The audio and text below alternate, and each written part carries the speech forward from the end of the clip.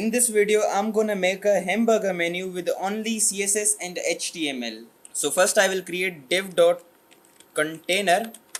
Okay, in this container I will create div.box1,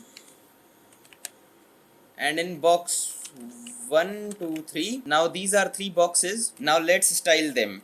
First I will target the body and change the color of body. Background color will be antique white, and then I will target the container. Okay, and in container background color will be, width will be 500 pixels and height will be 200 pixels. Now you can see. Now let's design our hamburger menu. Okay, so first I will target the box 1, and in box 1 background color will be this. Okay, then width will be 100 pixels and height will be 30 pixels, and then border radius will be 20 pixels, and I will do same in all three boxes. Now you can see I will also add margin of 12 pixels in every box. I will copy it and paste it in all these. Okay, now you can see I think 11 will be good. Now you can see our hamburger menu is ready. Now let's make this operational. So for that I will make a input tag. Okay, and id will be open, and then I will create a label tag. Label will be 4. Then I will create a menu. I will make anchor tag, and in anchor tag, so now I will target the open, and in open display none, and then in dot display will be block, and padding will be 8 pixels. Now you can see,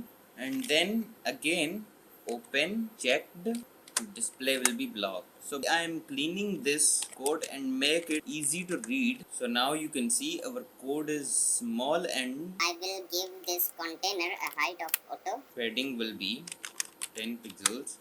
Dot menu, and in menu display will be, and margin top dot menu, and in dot menu a display will be block, and padding will be 8 pixels. Okay, so after this, now the last line, open when checked. Okay, then dot menu display block. So now you can see our hamburger is working successfully.